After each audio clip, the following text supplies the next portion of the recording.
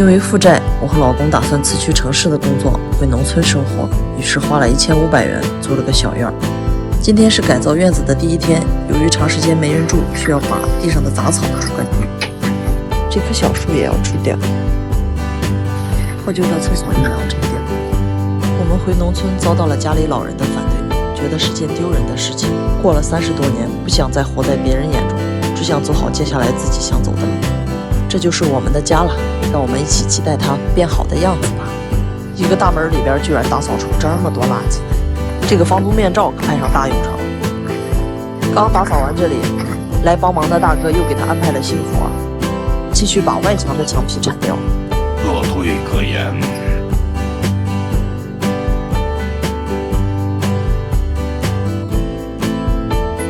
今天是改造的第4天，2天的时间，老公终于把铲墙皮的活干完了，差点开始怀疑人生。今天一早，帮忙的大哥说砖来了，可以盖厕所了。老公一听又兴奋了，终于解决了他一天恨不得上8次厕所的自由。说干就干，搬起砖来也毫不含糊，上上下下好几趟，估计他都已经忘了他是一个将近200斤的胖子。为了省点人工，我俩这小工当的是风风火火。好多人说我们土豪，费钱费力给别人修房子，我们只是尽全力让今后的家不将就，因为不知道明天和意外哪个先来。小院带给我的感觉就是自由放松，喜欢自己动手改造小院，喜欢努力的生活着。这2天把小院的墙皮、厕所都整理完了，还有很多的细节工作在后面，让我们一起期待小院慢慢变美的样子吧。下午买完东西回来，由于下雨了，所以说室外的活没法干，就只能在室内打地面。这时候我老公的智商又开始掉线了，为了一个站位搞得晕头转向的。经过了这几天的改造，我们和帮忙的大叔、大哥之间已经完全的信任。就像有本书上说，人与人之间开始让人舒服的一定是言语，后来让人舒服的一定是人品。人生不全是利益和竞争，更多的是相互成就，彼此温暖。事情是这样的，我们花了1500块钱租了个小院，今天是改造的第6天。为了节省装修费用，一大早老公说要去二手市场逛逛，听说那里的东西很便宜，同样的价格能买到出乎意料的东西。一来就相中了这几扇门，量了量尺寸，高度可以，宽度却不行。看来想淘到好东西还需要碰运气啊，还是老实回家干活吧。这个屋檐的颜色早就看得不顺眼了，由于它是轻钢瓦的材质，只有红黄蓝3个颜色。今天买了罐灰色的漆试一试，也不知道会不会翻车。自从改造以来，每天的花销数都数不清，沙子要多少方啊，水泥要多少吨啊，量尺寸、买东西，感觉脑袋像浆糊一样。不过我们也收获了好多新的技能。以前没干过农活的老公，每天跟着干活的大哥爬高上低，现在让他去打个孔啊，挖个下水道啊，都不成问题。看看今天这漆刷的已经是相当的熟练。这是我们花1500块钱租的小院，今天是改造的第7天。说干就干，第一步先顺着墙边挖一些坑，然后把竹子插进土里，再用铁丝一排排的固定住，最后再把竹子的根部填上土压实，这样会更坚固。这些一共是用了6捆竹子，一捆大约50根左右。这面墙是邻居家的墙，建得又低又高低不平，也只能用这个办法来遮丑了。如果你们有什么好的方法，也可以告诉我们，毕竟人多力量大嘛。后期准备在这个围栏的前面起一个长长的花池，里面种一些爬藤类的花，等着它们爬满整个院墙。那也太幸福了吧！经常有朋友私信问我，装修小院的花费有多大？后期做完我也会给大家做一期改造小院花费的预算。小院每天都有新的变化，也请大家持续关注我，咱们一起见证小院变美的样子。以前在城市里，即使有想法，也没有可以实现的空间。刚好把前几天拆厕所剩下的砖废物利用，搭建起来刚刚好。今天是改造小院的第8天，正好赶上5一，大家都出去玩了吗？这几天师傅都有自己的活要干，朵爸成了主力。前几天跟着师傅学了几天，这砌墙的技术也越来越熟练。今天顶着冒烟的太阳，看来晚饭必须要多加个鸡腿了。看着这些工程量不大，却用了足足1下午的时间。大家也可以一起把农村的院子天都有新的变化，也请大家持续关注我，咱们一起见证小院变美的样子。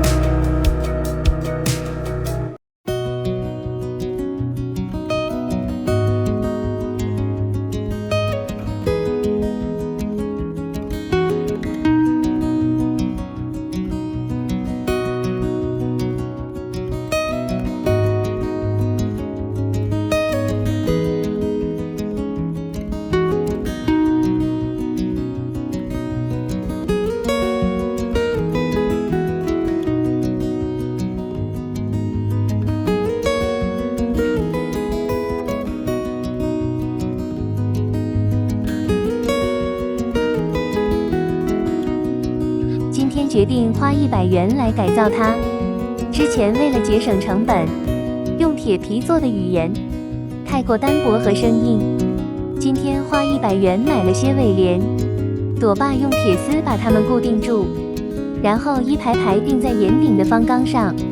我们买的尾帘是1米乘2米的，最后刚好剩一块自然垂落下来，特别漂亮。夏天在走廊吃着西瓜听虫鸣，秋天看落叶，冬天看雪花，春天享受春风拂面，想想都觉得太治愈了。来，一起看下改造前后对比吧。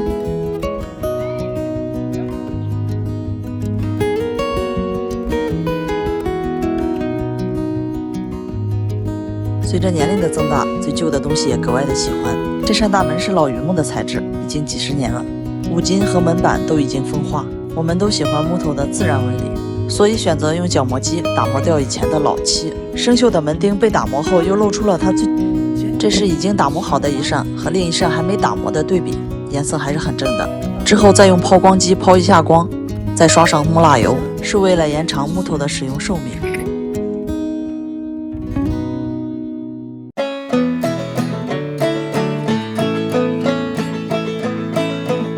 邻居说今天没事又去逛了花卉市场。朵爸说家里还有几口闲置的大缸，准备种上荷花，一定好看。能不能开花不知道，先买一盆试试。老板说把缸底铺上石头，直接放上荷花就可以了。你看朵爸不知道在哪儿找出一截烂木头，真是万物皆可磨呀。为了这盆荷花，朵爸还打造出一个流动的水井，也是煞费苦心。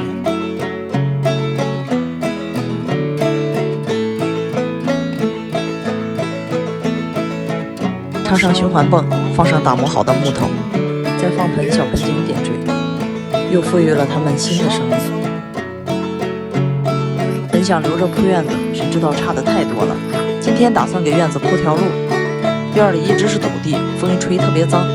我们看了好几种风格的地砖，最终都是价格太贵，怕死了。这个可以啊，我俩不约而同赞成改这种风格，因为石子便宜啊。于是又在网上买了几块石板，又要了一吨石子，感觉这个也没啥技术含量，特别好上手，一会儿就铺出一条路来。总感觉着哪里不太对，但又说不上来。你们觉得这样铺对吗？撒上水后，石子变得更有光泽。小路的两边打算再铺一些草坪和花，这是改造的前后对比。你们喜欢这样的小院吗？一段时间的不懈努力，它变成了现在。它让我们自己去选，看能不能用得上。用了1个半小时挑了这些，装车走人。到家就先把土和砖安排好，用砖砌一个地坪，然后再打上龙骨，最后再钉上木板。想要找地坪，必须要拉线，拉直了线，跟着感觉走吧。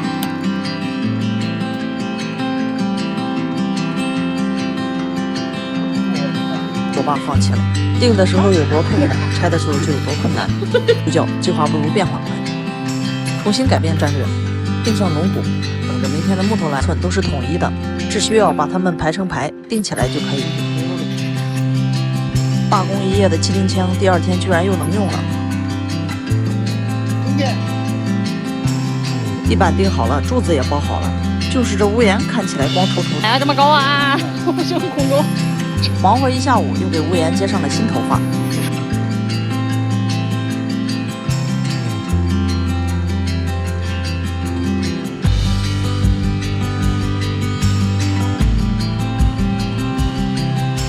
又到了一看就会、一干就废的环节，2只手完全不听使唤。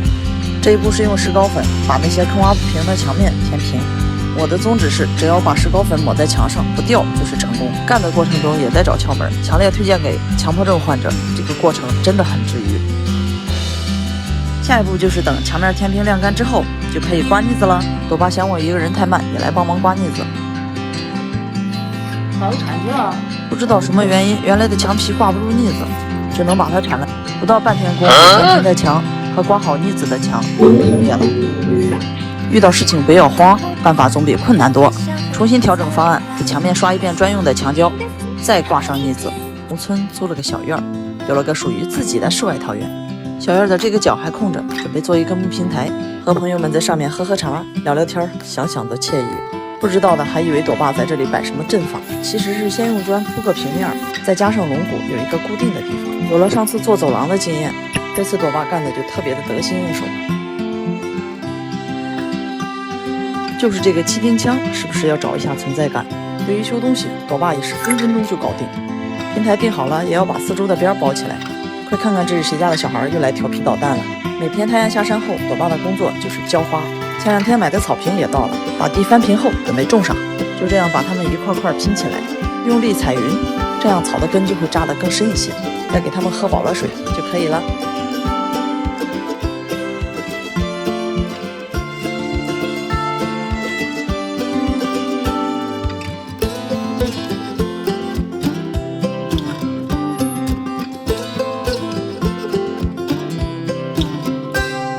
真好。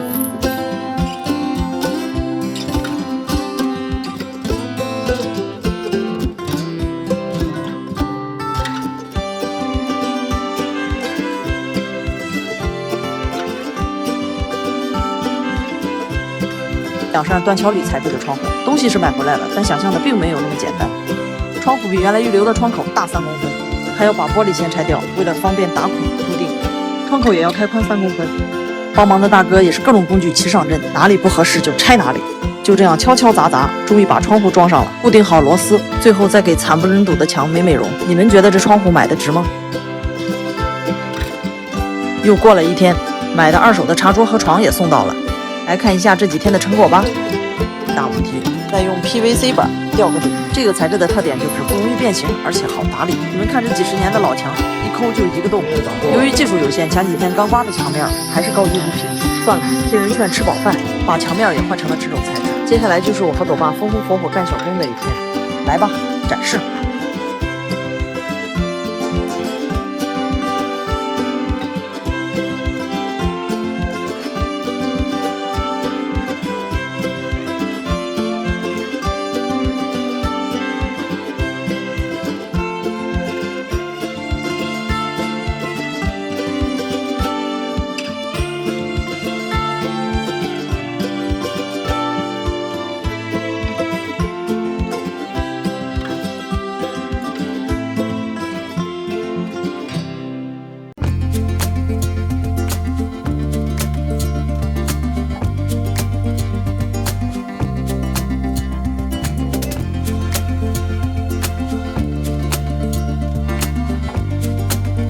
换了挤压之后，在相同的价位里边选了这个颜色。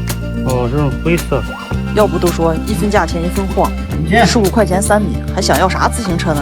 贴完了墙面，这屋里没电可不行啊。听朵爸这么一说，我怎么感觉我都会了呢？接好了开关，灯海装修就是个坑啊！回到小院后，趁着天还没黑，干活也凉快。给平台刷上一层木蜡油，刷的是金丝楠木色。自打装修小院以来，闺女这动手能力也是一天比一天强。刷了1遍之后，觉得颜色有点淡，又刷了第2遍。还别说，感觉比以前好看了。这是刷完之后的效果。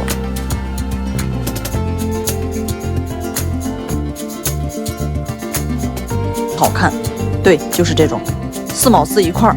朵爸算出了我们的平方数，买了1600块回来。原来高手就在身边呢。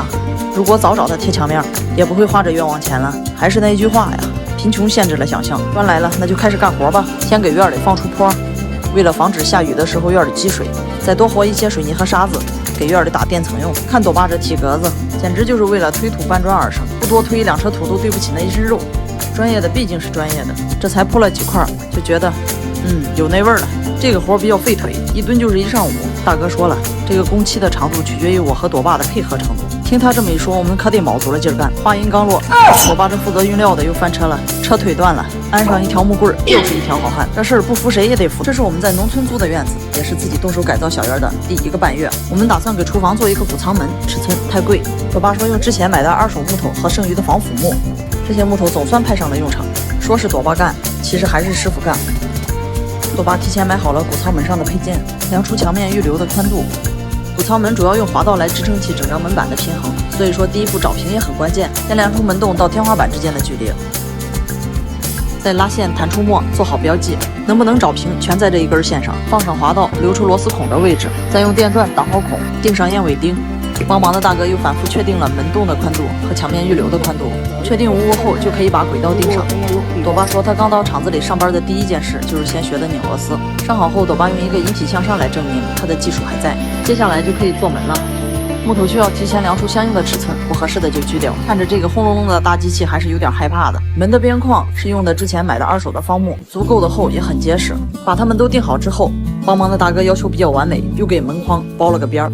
之后就是用防腐木钉门板了。需要注意的是，钉门板的时候要把它们之间的缝隙压紧，这样钉出来就不会有很大的缝。之后就是锯掉多余的板子，最后要在板子上找到滑轮固定的位置，用钻打上孔，再钉上螺丝。由于我们的边框钉得比较厚，配件里带的螺丝太短，拧不上螺丝帽，这些是后来又去五金店买的。感觉像个床板子。这样整个门就做好了。咋瞅着这么怪呢？这不就是做了个床板吗？有和我一样想法的可以来吐槽哈。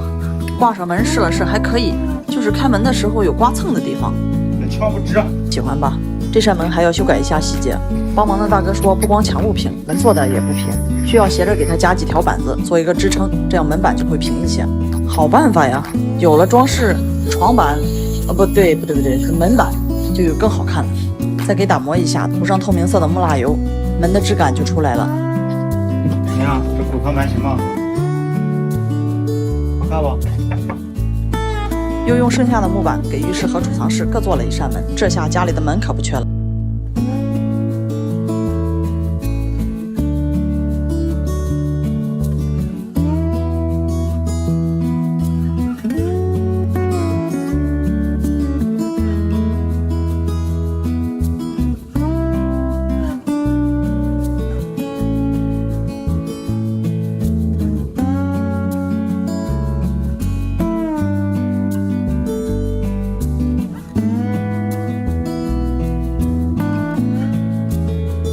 本阳让小院变花园，还得少花钱。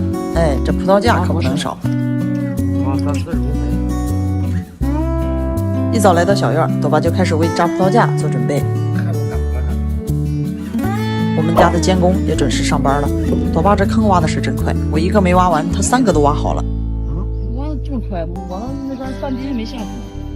这监工有点不敬业呀，居然睡着了。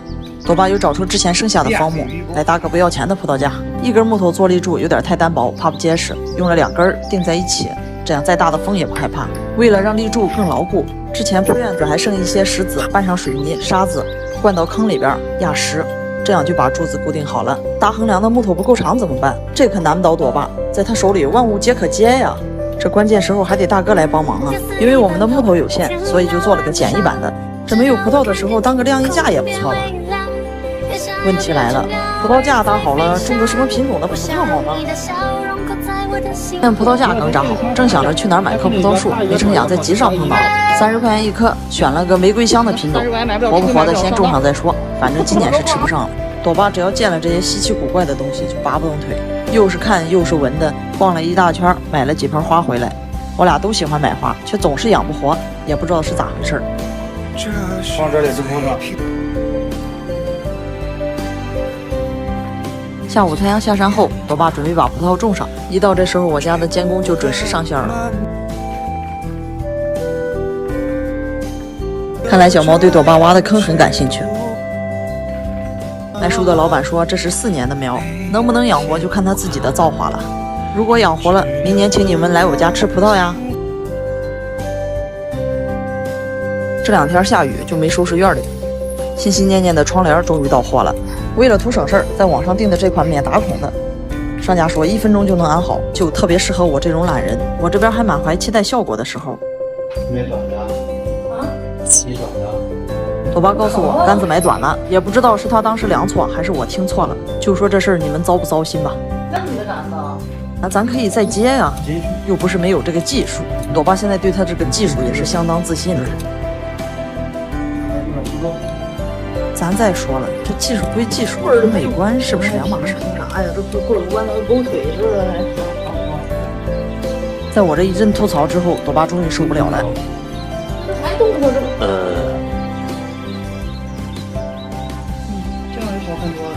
由原来的1分钟延长到了1个小时之后，我们才完工。友情提示下各位姐妹，如果要选窗帘，一定要亲自量好尺寸，否则就变成了队友坑队友。一条狗，先不说狗的品种怎么样，它这种做法就让我很感动。我和朵爸平时就是过来收拾院子，跟好多邻居都还不太熟悉，但我的这位邻居就特别的热情。之前装修房子的时候的很多垃圾都是他帮我倒的。用他的话说，邻居之间就是要互相帮忙，这大概就是农村人的热情和朴实吧。在网上买的油烟机也到了，这种安装的事情已经完全难不倒朵爸。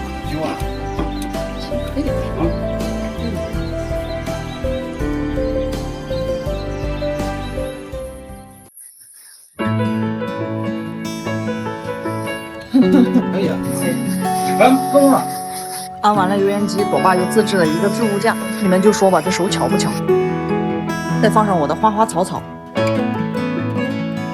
来一起看下厨房的变化吧。盖板在那里已经事先把尺寸都切好。有接口图导出来了，按照接口图装上去了，不用这个好。难度吗？接既然朵爸都这么说了，那就开始干活吧。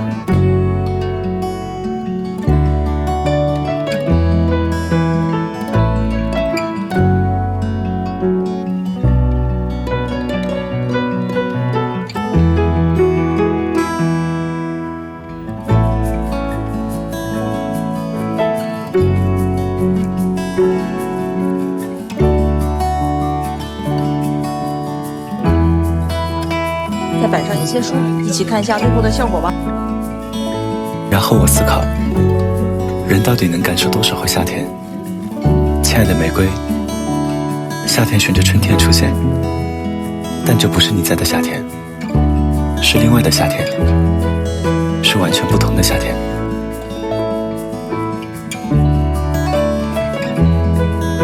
这还拆了吧？不拆不拆。前几天赶集买了块木头，拿来做个小茶桌应该还不错。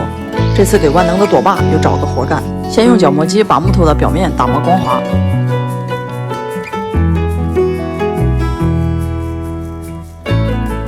带那个裂缝也挺好看，其实。这个不用就，往上油也挺好。需要边打磨边找平，这是打磨3遍后的效果。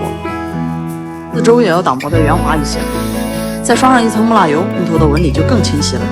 那个好看的。不撕它就要这种最原始的这种感觉，撕掉它就光秃秃的，都丑。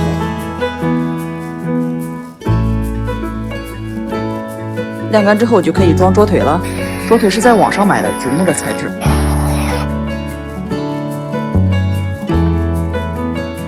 装好桌腿后，发现刷的木蜡油起皮了。那好。朵爸的强迫症又犯了，把它们全部打磨掉。朵爸说这是他干过的最没有技术含量的一个活。你说这是哪来的自信呢？来看一下这个桌子的效果，你们喜欢吗？行，我觉得特别好。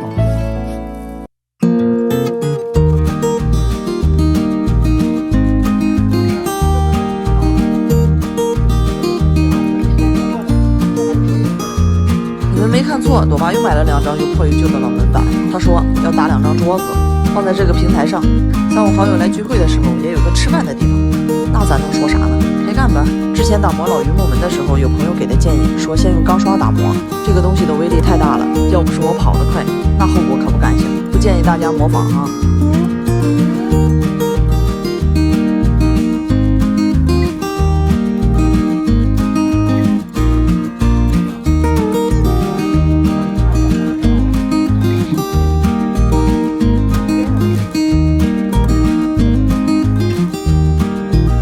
这么天干活也太遭罪了，看朵爸这一身弄的。行了，多出点汗就当排毒了。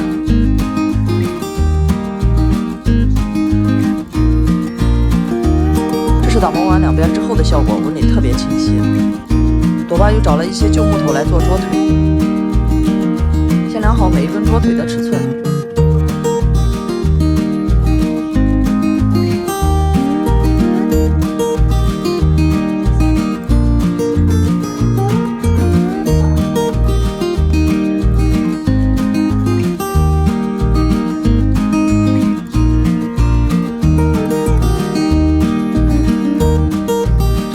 烂成这样了，朵爸竟然说还能用。笑死我！这残缺美了吗？这是残缺美。哎，对，这是残缺美。不是就要这根腿儿就好。啊，就这样把它们固定好就可以了。给门板开2个槽，这样方便桌腿刚好卡在里面。为了桌子更牢固，又加了几块角紧固定。忙活了3天，终于完工了。天气预报说未来几天都有大雨，先暂时放在走廊下面吧。我的书架我很满意，想在这个窗户边上搭一个榻榻米。看完效果图，朵爸很自信的开工了。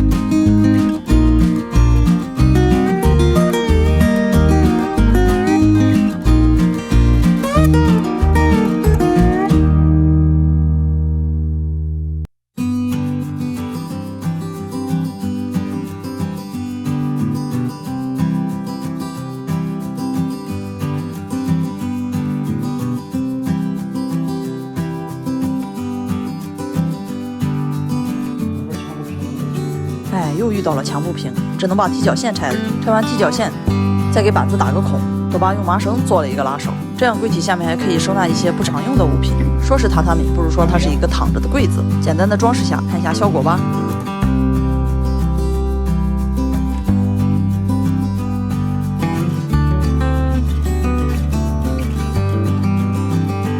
半个月前，朵巴和帮忙的大哥一起做了厨房的谷仓门，当时一起做了3扇门，只装了厨房1间，还有储藏室和洗浴间的没装上。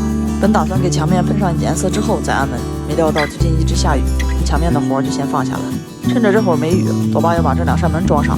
已经安过一次，这对于万能的朵巴来说根本不是问题。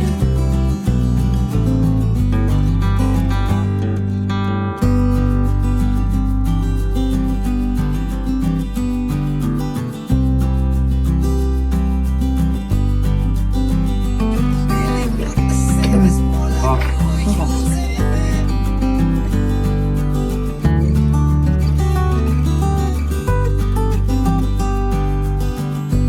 变了啥了？明天这样吧，明天了。都说人靠衣裳，马靠鞍，房子也不例外。装上了门的房子，才有了灵魂。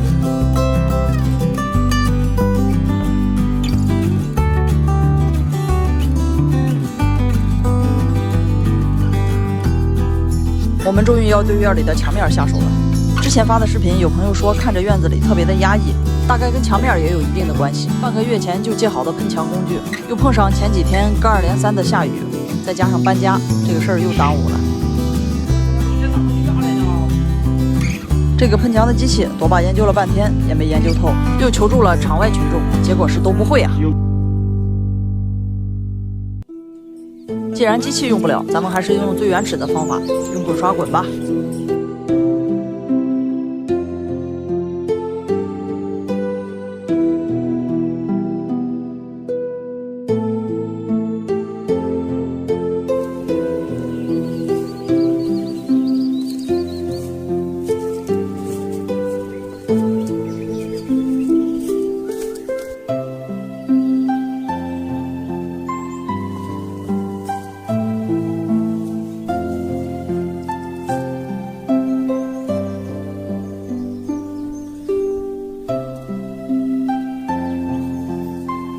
家谱，这家谱和咱也没啥关系啊，是人家的房子，拆的和咱1毛钱关系也没。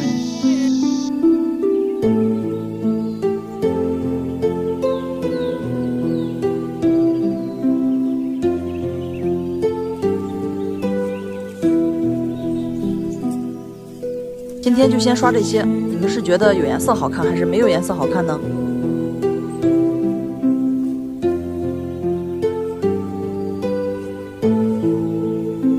我也打算利用这面墙打造个半开放衣帽间。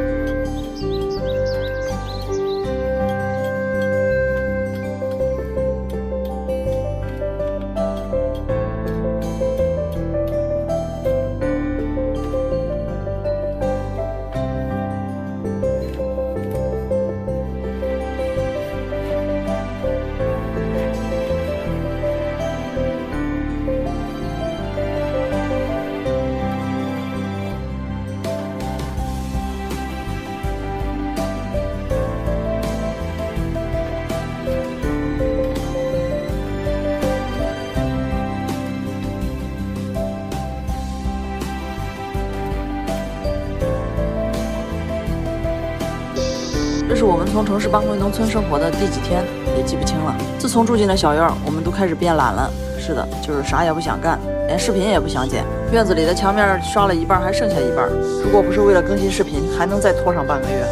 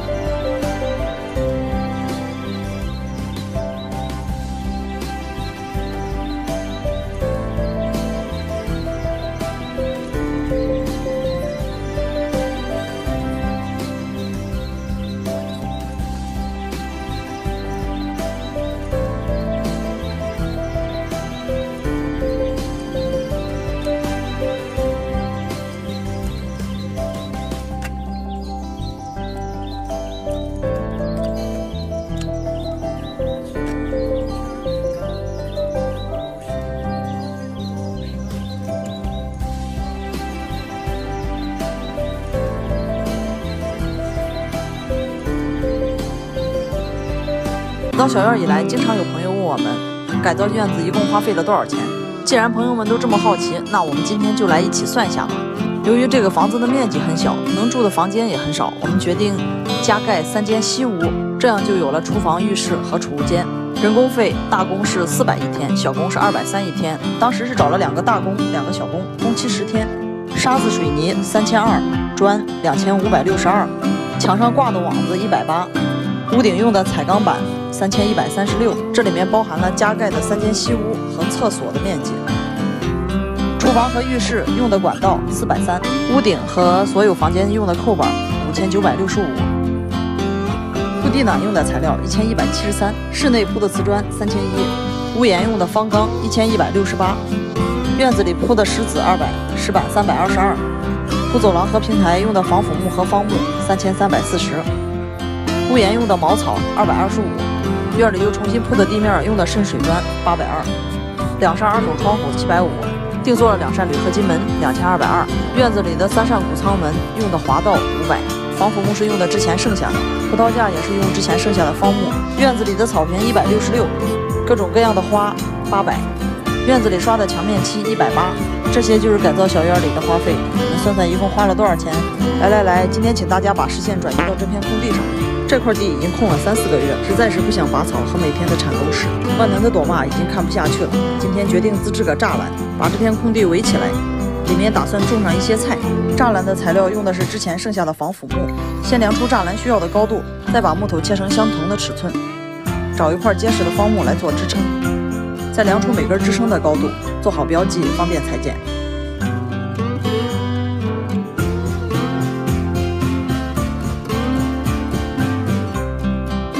就这样截成段儿。这一步是把木头的一端刻成一个三角形，为了埋进土里的时候更牢固。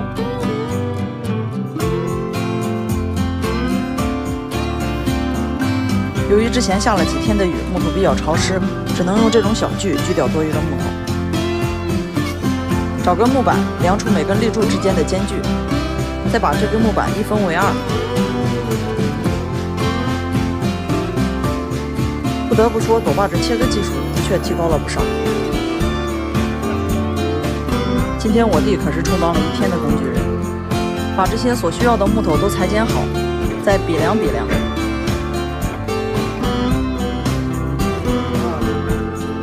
我家的监工小黑都开始犯困了。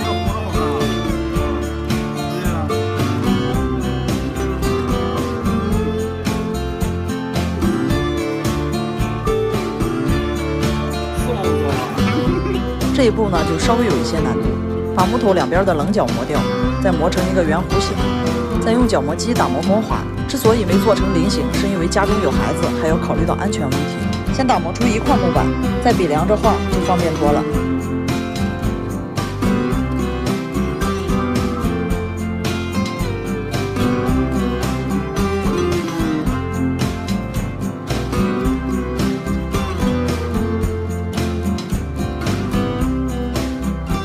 打磨这些木板是最费时间和耐心的。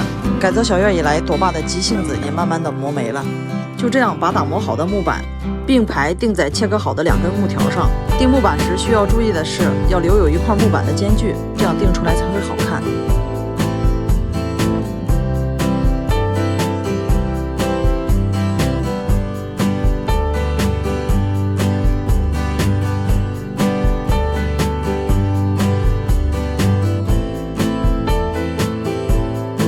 这样一个栅栏就钉好了，找好需要固定的位置。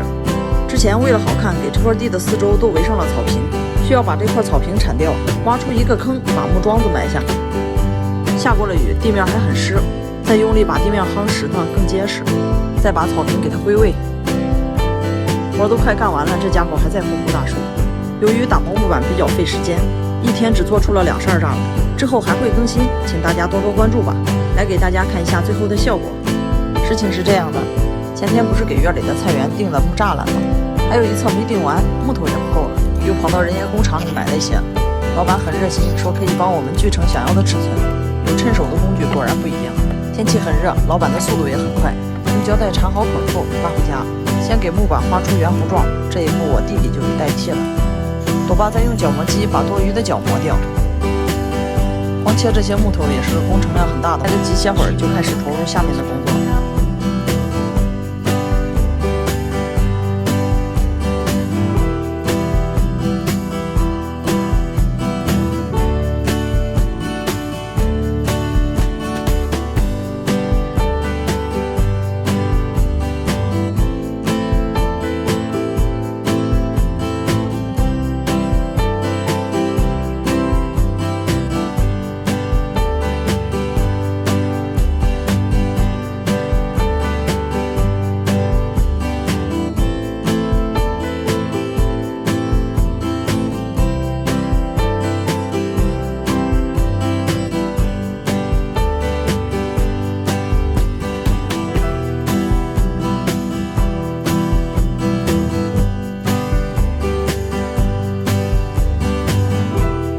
终于干完了，从中午忙到了晚上，身上的汗就像洗过了几遍澡。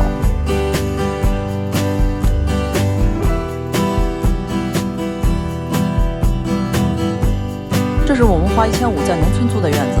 前几天朵爸用外墙漆刷了墙面，总感觉墙面还是空空的。朵爸在网上买的仿砖贴纸到了，今天给它刷上灰色的漆，这样就能做出一个仿古砖的效果。选好仿砖贴纸的尺寸，这个要根据自己想要的墙面效果来决定。操作也很简单，把贴纸找平，贴在墙上，就这样慢慢的撕开上面的一层膜。撕的过程不能太快。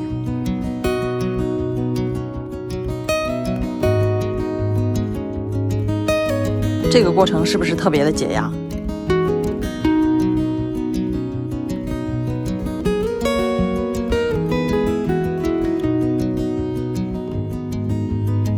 固定好了贴纸，就可以刷上调好的墙面漆，完全没有难度。要注意的是，墙面漆要完全涂均匀。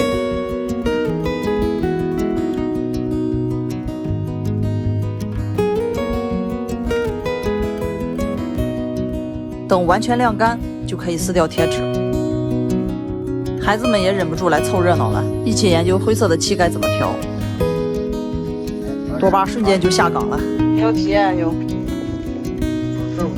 直接往上刷啊，不要抹在这个上面啊，这里轻轻的抹，往上一刷白色的。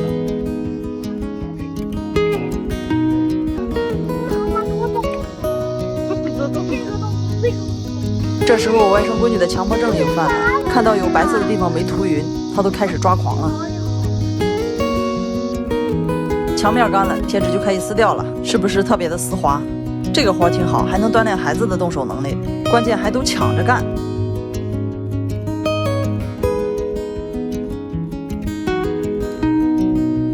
我们家最小的宝贝做了收尾工作，来看一下最后的效果吧。